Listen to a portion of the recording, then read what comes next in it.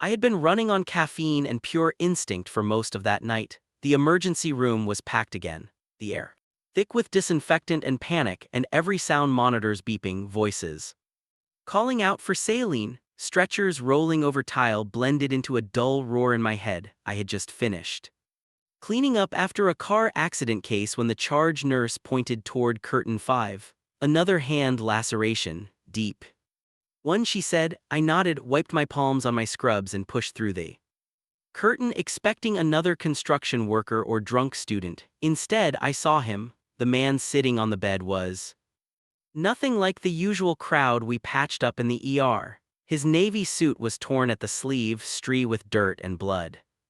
Even in that state, it was obvious the fabric cost more than a month of my rent. He held a hand wrapped in a paper towel that was already soaked through. His posture was too straight, too controlled for someone in pain. Good evening, I said, reaching for the gloves and gauze. I'm Evan, I'll take care of you tonight. He looked up, and the first thing I noticed was the color of his eyes, a sharp gray-blue, cool and observant, like he was evaluating more than my words. I'm Noah Green, he said simply, his voice low and calm, as if introducing himself in a boardroom. Instead of a hospital, I asked what happened, and he replied without hesitation, glass construction site accident. His tone left little room for further questions. When I unwrapped the towel, a deep slice stretched across his palm. He didn't flinch as I cleaned it, but the small tremor in his other hand betrayed him. I worked carefully, numbing the wound before beginning the stitches. He watched me the entire time, quiet but alert, his gaze following every motion of the needle and thread. You've done this before, he said after a moment, not as a question but as an observation. Hundreds of times, I answered, trying to sound casual, though not usually on someone wearing cufflinks that cost more than my car. A brief smile curved his mouth. It was the kind of smile that disappeared as soon as it arrived, but it softened his face. I don't usually wear them to job sites, he said, glancing at his torn sleeve. Today was an exception. I finished the last stitch, taped the dressing in place, and looked up at him. You'll need to keep this clean and dry, change the bandage twice a day, come back in 10 days for removal. He nodded, flexing his fingers gently. I'll try not to make that difficult. Then unexpectedly he asked, do you have children? The question caught me off guard. No, I said after a beat, but I work with a lot of them. Why? He exhaled slowly. I have a son, 6 years old. I was fixing something in his room when the glass broke. That small confession shifted something in my chest. I suddenly saw him differently. Not just a sharp-suited CEO with tired eyes, but a father trying to patch up his kid's life. Maybe literally, I hope. He wasn't around when it happened. He wasn't, he said, but he worries easily. I don't like him to see me hurt. There was a weight in those words that I didn't press. Instead, I cleaned the instruments, tossed the gloves, and gave him a small card with instructions. He thanked me in that composed tone again, stood, and was gone before I could remind him to sign the discharge form. I didn't think much about him after that, not until the next morning when I walked out of the hospital and saw his name plastered across the local news feed on my phone. Greenstone really faces sabotage allegations after site incident. The article mentioned a possible break-in at one of his developments, damage to equipment, and rumors of unsafe materials. I read it twice before realizing it was probably connected to the injury. Corporate politics, I figured, not my business. But fate had other plans. 2 days later, I was coming off another double shift when I spotted him again. He was sitting in the waiting area, this time in jeans and a dark jacket, his bandaged hand resting on his knee. The calm in his expression had a crack now, like fatigue had finally caught up. You're supposed to be resting that, I said as I approached. He looked up and managed a faint smile. I came for a follow-up and maybe some advice about the stitches or something else. Both, he hesitated. I've had reporters outside my home since yesterday. Someone leaked that the site accident was staged. They're twisting everything. My son's scared. That made me pause. I dealt with anxious families, but this was different. He wasn't asking for sympathy, he was asking for stability. Can't your security handle that? I asked carefully. They're doing what they can, he said, but for a few Days I want to keep things quiet. I'm staying at one of our show apartments by the river. I was hoping you might stop by to check on the stitches, less attention than going back here. I studied him, his composure couldn't quite hide the exhaustion in his eyes. Something about the request felt too personal for a patient, yet too genuine to ignore. Against better judgment, I found myself saying yes. The next evening I drove to the address he texted. The building was one of those minimalist high-rises with soft lighting and expensive silence. He met me at the door dressed in a plain white shirt and gray sweatpants. For someone used to commanding boardrooms, he suddenly looked very human. "Thank you for coming," he said, stepping aside. Apartment was tastefully empty, a model home with just enough furniture to look lived in. A child's backpack sat on the sofa, bright blue with cartoon rockets. "Ben's," he said when he caught my glance. "He's staying with my sister tonight." I nodded, unpacking the medical kit I brought. "Let's take a look at your hand." The wound was healing cleanly. I cleaned it again, checking for infection, then rewrapped it. His skin was warm beneath my fingers, and the quiet around us felt heavier than it should. "You seem used to taking care of others," he said after a pause. "It's the job," I replied. "No," he said softly. "It's more than that." I didn't know how to answer. The sincerity in his tone unsettled me. I focused on the bandage until I felt my own pulse steady again. When I finally looked up, his gaze met mine, steady and unreadable. "Thank you," he said, "for helping when you didn't have to." I packed my kit, trying to ignore the warmth spreading in my chest. "You're still my patient." "Technically I did." His laugh was quiet but real. "I'll take that technicality."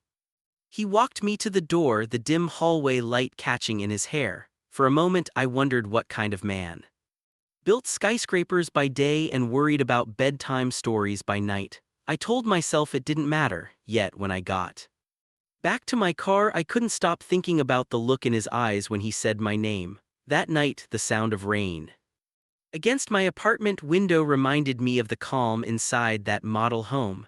The quiet wasn't empty, it was full of questions I wasn't ready to ask. I told myself it was just concern for a patient, a harmless curiosity, but deep down something had already begun to shift, subtle as the pulse beneath my fingertips when I touched his hand. I told myself it was temporary, just a few visits until his hand healed, but one evening led to another, and soon I found myself at Noah's apartment more often than I expected. It wasn't intentional. He would text me to ask about changing the dressing or to check a mild swelling, and I would agree, telling myself it was part of my job. Yet, every time I walked through that quiet lobby and heard his voice greeting me at the door, something in me relaxed in a way I couldn't explain. The second week began with rain again. The city had turned gray and heavy, the kind of weather that made people crave warmth. When I arrived, Noah was in the kitchen trying to prepare dinner with one hand. The counters were covered in ingredients, none of them matching. I took one look at the chaos and laughed. "Let me guess. You're trying to make pasta?" I asked. He glanced up with mock offense. "I was improvising with cereal and tomato sauce," he sighed, setting down the spoon. "Ben wanted spaghetti." I didn't realize I was out of noodles. I moved past him to open the cupboard, finding a single box of penne hidden behind a bag of rice. "You're lucky," I said, smiling as I poured it into boiling water. "This should save your culinary reputation." He watched me as I moved around his kitchen, his uninjured hand resting on the counter, the other still bandaged neatly. There was something oddly intimate about the sound of simmering sauce, the smell of garlic, and the faint jazz music he'd put on to fill the silence. When Ben ran in, holding a crayon drawing of a park filled with trees and fountains, the space around us felt less like a luxury apartment and more like a home. I bent down to look at the picture. "Did you make this today?" He nodded proudly. "It's the park my dad's building. I helped design it." Noah smiled at that, a rare unguarded smile that made him look years younger. "He's been obsessed with that model since you came over," he said quietly. I turned to him. "Maybe he just wants to see his dad happy." The words slipped out before I could stop them. For a second the air felt charged. Noah's gaze held mine, searching for something. Then he looked away, focusing on stirring the sauce. Dinner that night was simple but warm. We sat together at the table while Ben chattered about school projects and playground games. Noah listened, though I could see his thoughts drifting sometimes. His expression softened. Whenever Ben laughed, then hardened again when his phone vibrated, I noticed the tension in his shoulders each time he glanced at the screen and pretended nothing was wrong. After Ben went to bed, Noah poured 2 cups of tea and joined me in the living room. The lights were low, the city glowing faintly. Through the tall windows, he looked tired, the kind of exhaustion that sleep couldn't fix. They're still spreading stories, he said quietly, about the project, about me cutting corners. It's nonsense, but investors panic easily. I listened without interrupting. His voice had the flat tone of someone trying to hide frustration. I keep wondering if I made a mistake being so open about our plans, he continued. Maybe I should have taken the safer route, built another set of luxury condos and moved on. But you didn't, I said. You wanted something that matters. He gave a small, humorless laugh. You make it sound noble. Maybe it is, I replied, meeting his eyes. Not everyone with your resources tries to create something for other people. You should give yourself credit for that. For a long moment, he didn't respond. Then he leaned back, his shoulders easing slightly. You really think so? Wouldn't say it if I didn't. Something shifted again, quiet but unmistakable. His gaze lingered longer than it should have. I felt it like a subtle current in the room. I looked away first, pretending to check my phone, though my pulse betrayed me. Over the next few days, our small routines began to feel natural. I cooked when I visited, he handled the laundry, Ben played referee. Whenever we disagreed about seasoning, Noah started letting me see the side of him. No one at work probably did the part that doubted, that second guessed, that struggled to balance ambition and fatherhood. He didn't talk about his ex. And I didn't ask. Some stories don't need to be told to be understood. One night, the power went out again, another storm rolling over the city. The apartment went dark except for the faint glow of street lights outside. Ben was already asleep, his nightlight casting a soft halo across the hallway. Noah and I sat on the floor in the living room, flashlight between us while I rechecked the stitches on his palm. The wound was healing beautifully, the skin knitting together, but I took my time anyway. The sound of rain filled the silence between us. His hand was warm under mine, steady now, the tension from before replaced by something quieter, heavier. You never said why you became a nurse, he murmured. I hesitated, focusing on the bandage. My mom was one. She worked in small clinics, mostly community work. I guess I wanted to help people the way she did. He nodded slowly. She must be proud. She passed away a few years ago, I said softly, but I think she would be. He looked at me for a long time. You remind me of people who actually believe they can fix the world, maybe just small parts of it, I replied, one patient at a time. Our eyes met again, and this time neither of us looked away. The space between us seemed to shrink, the air thick with the quiet hum of rain and something unspoken. I could see the reflection of the flashlight in his eyes, feel the warmth of his breath. He leaned slightly closer, just enough that I caught the scent of his aftershave and rain-soaked fabric. Then Ben's voice echoed from the hallway. Dad. The lights came back. We both froze, half startled, half relieved. Noah smiled first, that small, crooked smile that made my chest tighten. I laughed softly, pretending to adjust the bandage again. The moment dissolved into something easier, like a secret folded neatly between us. After Ben went back to sleep, Noah walked me to the door. The rain had stopped, leaving the city washed clean under the pale glow of street lights. I turned to say goodnight, but he spoke first. Evan, he said, his voice low, you don't have to keep coming if you're too tired. I know your shifts are brutal. I'm fine, I replied, smiling faintly. You and Ben are easier patients than most. He studied me for a second, as if trying to decide whether to believe me.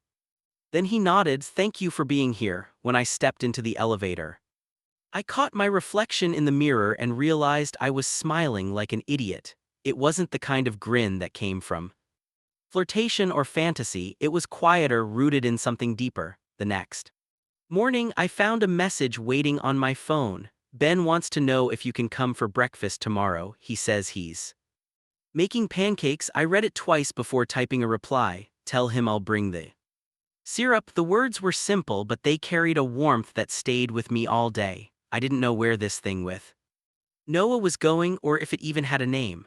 All I knew was that every time I thought about that dim kitchen, the laughter, the storm, and his eyes in the half-light, it felt like the beginning of something I hadn't realized I'd been missing until it found me. It started with whispers, the kind that travel faster than truth. A few online articles appeared overnight claiming Greenstone had falsified safety reports. Someone posted photos of cracked concrete and unfinished wiring, insisting the project was a danger to the neighborhood. I saw the headlines while drinking burnt hospital coffee, the same hour Noah called. His voice sounded tight, careful, like a man trying not to let the edges of control slip. There, saying our team cut corners, he told me, I know it's Orion, they'll do anything to stall construction until they buy that riverside lot for themselves. I could hear papers rustling on his end, the low hum of stress behind every word. I asked if he was all right and he said he was fine, though his tone betrayed the lie. That evening when I stopped by, he was still in the same clothes he'd worn that morning, eyes shadowed by exhaustion. Ben was asleep on the couch, a half-built park model spread across the table beside him. They're targeting you personally, I said softly, reading one of the open tabs on his laptop. Half of these comments sound paid for. He rubbed his forehead with his good hand. It's working. Investors are nervous and the city council wants another inspection. Every day this drags out. The project bleeds money. I wanted to comfort him, but I hesitated. Something in his expression told me he wasn't looking for sympathy. He was trying to keep his world from falling apart. Let me help, I said finally. There must be something I can do. He gave a short, almost sad laugh. You've done enough already. You shouldn't have to deal with any of this. Maybe not, I said, but that doesn't mean I'll disappear when things get hard. He looked up sharply, surprise flickering in his eyes. For a second the air between us felt unsteady, like a bridge holding too much weight. Then he turned back to the laptop, retreating into numbers and strategy. The following days moved like thick air, heavy and slow. Noah became quieter, always on the phone, always in motion but never present. I'd come by to check his hand or bring dinner and he'd thank me politely before vanishing into his office. Ben would sit beside me folding paper boats or drawing new versions of their park and ask when his dad would be finished. I never had an answer that sounded kind. By midweek the apartment had lost the warmth it once had. The kitchen felt cold even when the stove was on, and the laughter that used to fill the space had thinned into silence. I tried not to take it personally, but it stung. I'd seen Noah as steady, calm, the kind of man who made others feel safe. Now he seemed distant, locked behind invisible walls I couldn't breach. One night when I arrived, I found him standing on the balcony. The city glowed beneath us, lights reflecting off the river like scattered coins. He didn't turn when I stepped outside. Ben's asleep, I said quietly. He nodded, his jaw tight. I might have to pull out of the project. The words hit harder than I expected. What do you mean? You've worked on it for years. It's becoming a liability, he said, eyes fixed on the skyline. Every delay costs more and every rumor makes us look guilty. I can't risk losing everything over one idealistic dream. You mean a dream that could change people's lives, I corrected, my voice sharper than intended. You told me this was about more than profit. He exhaled a sound that was half laugh, half surrender. I don't have the luxury of idealism anymore, Evan. I have a son, a company, a reputation to protect. Something in me cracked at the way he said it. And what about what you want? What about what makes you proud? His eyes finally met mine, full of quiet frustration. You don't understand what it's like to have everything depend on you. Maybe not, I admitted, but I know what it's like to lose yourself trying to hold everything together. We stood there for a long time, neither willing to move. The distance between us felt wider than the river below. When he finally spoke, his voice was low. I think you should take a step back for a while until things settle. I felt the words before I Understood them, they were gentle, careful, yet final. He was trying to protect me, or at least that's what he thought he was doing. If that's what you want, I said, keeping my tone even, but don't expect me to stop caring. He didn't answer and I didn't wait for one. I left quietly, though the silence in the elevator felt louder than any argument could. The next few days were painfully still. I buried myself in work, picking up extra shifts, pretending the exhaustion was just physical. Every time my phone buzzed, I hoped it was him. It rarely was. The messages that came were brief and formal. Updates about Ben's checkup or the bandage schedule, nothing more. One afternoon, while sorting medical files, I glanced at a news feed on the breakroom TV. The council had delayed its vote on the Greenstone project.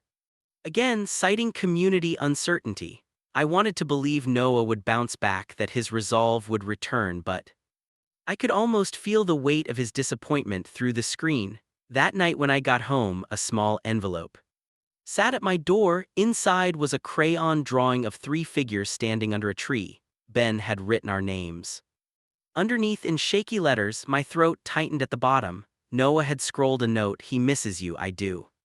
2. I read it twice, the second time slower, before deciding I'd had enough of waiting. The next morning I drove to the construction site. The air smelled of fresh cement and wet earth. Workers moved quietly, cautious but steady, while supervisors spoke in clipped tones. I found Noah near the foundation, talking to a city inspector. He looked startled when he saw me. "What are you doing here?" he asked. "I came to remind you what this place stands for," I said. "You wanted to build something honest. Don't let fear erase that." He stared at me, his jaw tense, then turned to the inspector and excused himself. When we were alone, he exhaled slowly. "You shouldn't be here. It's messy." "I don't care," I said. "You think shutting people out will fix anything? You're drowning in work and guilt, and you won't let anyone throw you a rope." His mouth tightened, but he didn't argue. I took a step closer, lowering my voice. "Let me help Noah, not as your nurse, as someone who believes in what you're doing." He looked away. "The fight leaving him. Why do you keep showing up?" "Because you make it hard not to." A long silence followed, then slowly he nodded. "There's a community meeting tomorrow. If you really want to help, be there. We need people who can speak about safety, someone they'll trust." "I'll be there," I said. For the first time in weeks, I saw a flicker of something familiar in his expression, hope, fragile but real. That evening back at my apartment, I thought about what had happened. The anger had faded, replaced by something quieter, steadier. We were both learning how to navigate fear without running from it. The project was still in danger, and so were we in our own ways, but for the first time, it felt like we might be standing on the same side again. When I went to bed, I pictured the unfinished park Ben had drawn, the trees with their uneven lines and bright colors, the 2 figures beside the boys smiling under shared sky. Maybe it wasn't perfect, maybe nothing ever would be, but it was ours, and that was enough to keep me trying. The community meeting was held in an old auditorium near the river.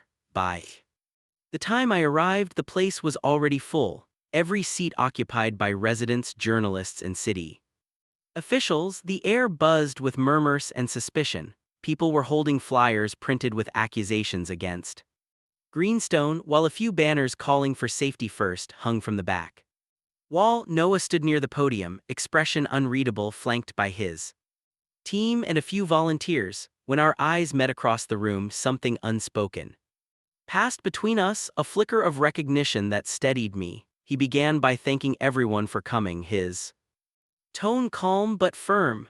Then he explained the vision again, not as a businessman but as a father, talking about creating homes for families who wanted stability, not luxury. His words were steady, but I could tell he was struggling to cut through the noise. Whispers rose whenever he mentioned the word development. People didn't trust corporations, and I couldn't blame them. When it was my turn to speak, Noah gave a small nod of encouragement. I walked up to the microphone, my palms damp, and faced the crowd. "My name is Evan Parker," I said, voice echoing off the walls. "I work as a nurse at St. Andrew's Hospital, and I've seen what happens when people are left behind, when health and safety are treated as luxuries instead of essentials." I paused, scanning the skeptical faces. I've been inside that construction site. I continued, I've seen the safety measures in place, the protocols followed, and the care taken to protect workers. I can tell you as a medical professional it's one of the safest environments I've encountered.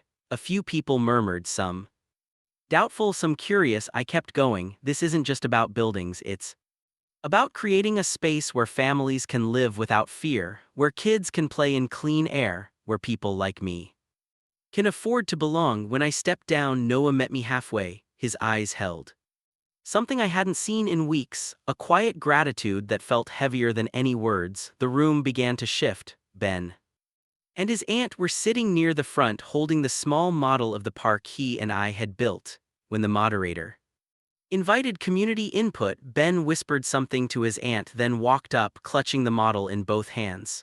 The sight made me freeze. Noah reached for him instinctively, but Ben shook his head and kept walking, placing the model on the table beside the microphone. His voice trembled but carried clearly through the hall. My dad and Evan made this park for everyone. It's where I want to fly my kite. The entire room softened. Laughter rippled through the tension, the kind that breaks resistance. Someone started clapping. Hesitant at first, then stronger until the sound filled the space. Noah's shoulders dropped slightly and I saw him exhale for what felt like the first time in days. After the meeting, the crowd spilled out into the night air. Journalists surrounded Noah, questions flying about the project and his family. But his focus stayed on Ben, who was proudly explaining every tree in his little model to a group of curious children. When the reporters finally dispersed, Noah turned to me. You saved that tonight, he said quietly. Ben did most of the saving, I replied, smiling. Maybe, he said, eyes softening, but you gave me the courage to let him try. Later we drove back in silence, the city lights sliding across the windshield. Ben fell asleep in the back seat, clutching his drawing. The radio hummed softly, some old love song playing through the static. Noah's hand rested near the gear shift, close enough that I could feel the warmth radiating from it. When we reached the building, he parked without turning off the engine. The air between us felt suspended. You didn't have to do all that, he said finally. I wanted to, I answered. I believe in what you're doing and I believe in you. He looked at me, something flickering behind his calm mask. You keep saying that like it's easy. It's not, I admitted, but it's true. The moment stretched. His eyes moved to my mouth for a heartbeat. Before he looked away, almost like he was fighting himself, I didn't push. Sometimes silence carries more weight than words. The next evening he invited me to the rooftop. The air smelled of rain and strings of small lights swayed gently in the wind. Ben was with his and again, leaving the two of us alone for the first time in weeks. Noah stood by the railing looking out at the river, his hand healed but still wrapped with a thin protective bandage. I used to come up here when I needed perspective, he said. It helps me remember why I started all this. I joined him, resting my arms on the cool metal rail. You've built something good, Noah, even if it's not finished yet. He turned toward me. Yo. Say that like you're part of it. Maybe I am, I said softly. The distance between us disappeared slowly, not with urgency, but with the quiet certainty of two people who had already crossed invisible lines. His hand brushed mine, deliberate this time. I didn't move away. His touch was hesitant, searching, then surer as he took my hand fully. I keep telling myself this is a bad idea, he murmured. I'm not good at listening to rules either, I replied. He laughed quietly, a sound that felt like release, and before I could overthink it, he leaned in. The kiss was gentle, almost questioning, but when our lips met, all the tension of the past weeks dissolved. It wasn't dramatic or desperate, it was steady. Real, like exhaling after holding your breath too long. When we pulled apart, he rested his forehead against mine. Smiling faintly, you make everything quieter, he said. I didn't answer, afraid my voice would shake. Instead, I let the silence speak for both of us. We stood there for a long time, the city humming below, the lights shimmering like scattered stars. Then Ben's voice echoed faintly from the stairwell. Dad, are you up here? Noah chuckled, stepping back just as Ben burst through the door, holding his small kite in one hand. Can we try flying it from here? He asked. Not tonight, buddy, Noah said, scooping him up. Too windy, Ben pouted, then noticed me and grinned. Evan, you can come too next time, we'll make it go higher than the buildings. I'll hold you to that, I said, smiling at both of them. As we went downstairs, Noah caught my eye for a brief second. There was no need for words. Whatever this was, however uncertain, we'd found a rhythm that felt right. That night, lying in my apartment, I couldn't sleep. I replayed the way his hand had felt in mine, the warmth of his breath, the steadiness in his voice when he said, I made things quieter. I realized then that love doesn't always arrive with fireworks. Sometimes it sneaks in during the chaos, finding a calm place to rest. The next morning, messages flooded social media. The town hall video had gone viral, not for controversy but for Ben's innocent speech. People were calling the project the Kite Park, name that made me smile. Investors were returning, support was rebuilding, and Noah sent a single text that said, "We did it." I stared at the words longer than I should have because we suddenly meant more than a company or a dream. It meant the fragile growing thing between us, the quiet trust we'd built one moment at a time, and for the first time in a long while I felt certain about where I wanted to stay. The following weeks felt like coming up for air after being underwater too long. Project finally passed its review. The city council approved construction and investors returned with newfound enthusiasm. Articles that once questioned Noah's integrity now praised his transparency, and the footage of Ben proudly showing his little model had become the heart of every story. People called it the moment that changed everything. For us, it did. I started spending more time at the site, watching the early stages of rebuilding. The scent of wet soil mixed with the sound of metal and voices, creating a rhythm that felt alive. Workers greeted me kindly, calling me Doc, even though I kept insisting I wasn't one. Noah was there too, moving through the chaos with calm authority, yet somehow always aware of where I was. Sometimes he'd glance up from a conversation and give me that small nod that said more than words ever could. Ben came on weekends, running through half-finished walkways, his laughter echoing between the rising frames. Seeing him play among the beginnings of what would become his park made everything real in a way blueprints never could. Noah watched him from a distance, a quiet smile pulling at his lips. When I joined him, he turned slightly, his shoulder brushing mine, and for a moment we just stood there. Two men who had survived more than we had planned. At night, the city would go quiet and I'd find myself in the apartment again, this time not as a guest but as part of something that felt permanent. The rhythm of our lives found a steady pulse. Mornings were filled with hurried breakfasts and laughter over spilled coffee. Evenings brought calm, soft music and conversations that stretched far beyond the day's worries. There were no declarations, no need for grand promises, just the simple fact of being there, choosing to stay. One night after Ben went to bed, Noah and I sat on the couch, sharing a silence that wasn't heavy. The soft hum of the dishwasher filled the background. His hand rested near mine, our fingers almost touching. Do you ever think about what's next? He asked quietly. All the time, I said, though I've learned not to plan too far ahead. Life tends to laugh at me when I do. He smiled faintly, the corners of his eyes softening. I'm thinking about the Parks Clinic. I'd like you to run it, not just as a nurse but as part of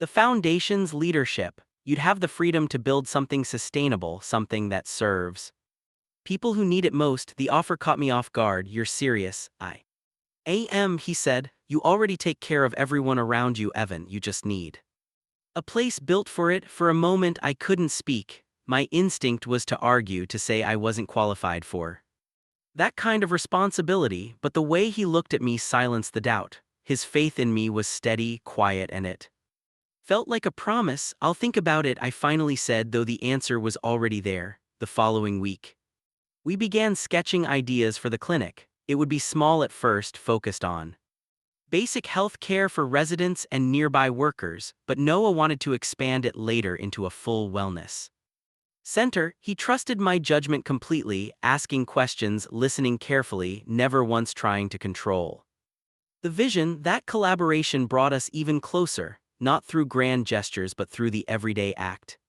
of creating something side by side. Still, not everything was easy. We had to navigate the strange in between of being partners in both work and something more intimate. There were days when deadlines frayed our patience, when exhaustion left us short-tempered, when balancing professionalism and affection became a quiet tug of war. But even during the worst moments, the foundation we built held firm. When tempers cooled, one of us always found the courage to break the silence first. Usually it was Noah who'd appear at my side with that lopsided smile and a soft truce that never failed to disarm me. By spring, the riverside park began to take shape. Trees lined the walkways, benches were installed, and the skeletal frames of new homes rose like the first verse of a song.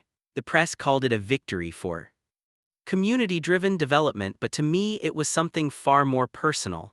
Every nail, every leaf, every piece of brick felt like a memory we turned into something tangible. The day of the grand opening arrived under clear skies. The air smelled of fresh paint and grass, and colorful banners fluttered from lampposts. Families gathered near the playground, children chasing bubbles, laughter rising above the hum of conversation.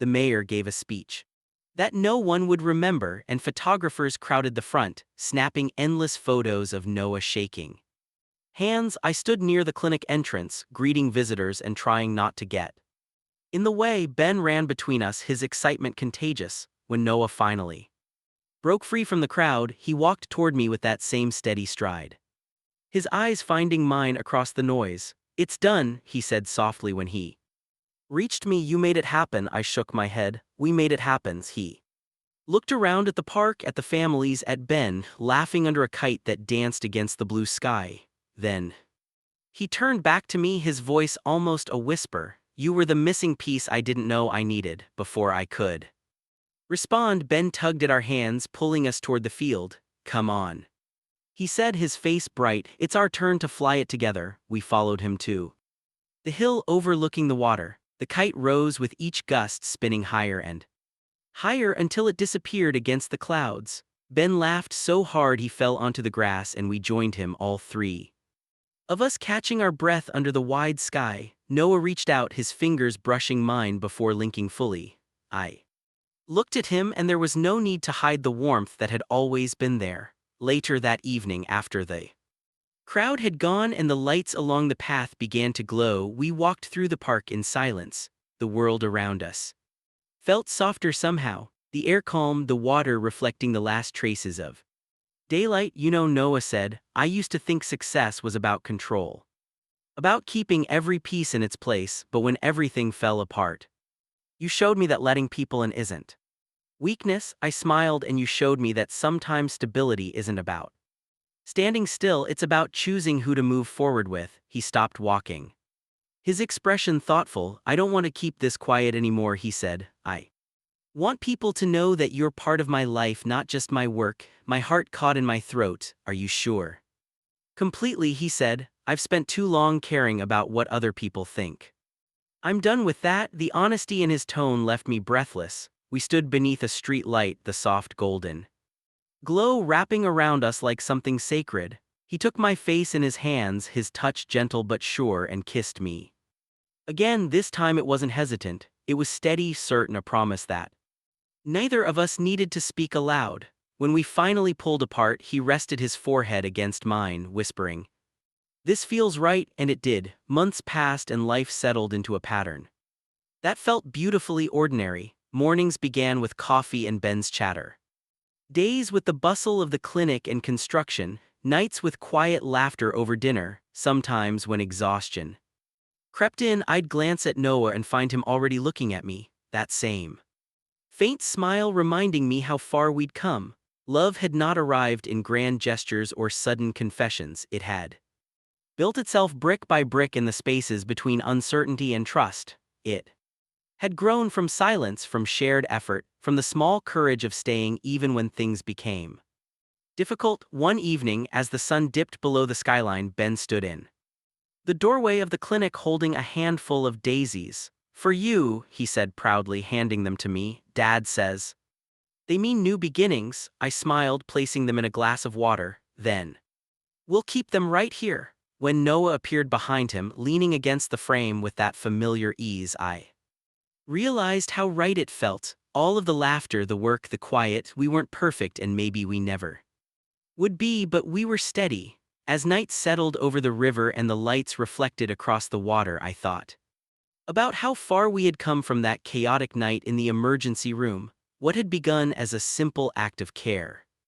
had turned into something larger than either of us had expected, the kind of love that didn't demand attention but filled every space it touched. And as Noah reached for my hand, I understood that this was what home truly meant, not a place, not a building, but a choice made again and again every single day. Love doesn't always begin with fireworks. Sometimes it starts quietly in the most unexpected moments, between a wounded hand and the one who reaches out to heal it. Noah and I never planned to build a life together, yet somehow every choice, every small act of trust led us here. Beneath the calm of ordinary days, we found something unshakable, something that made us both believe again. The park, the laughter, the mornings filled with sunlight, all of it became our shared story, because sometimes love isn't discovered by chance, it's built piece by piece in the heart's quiet places, hearts untold.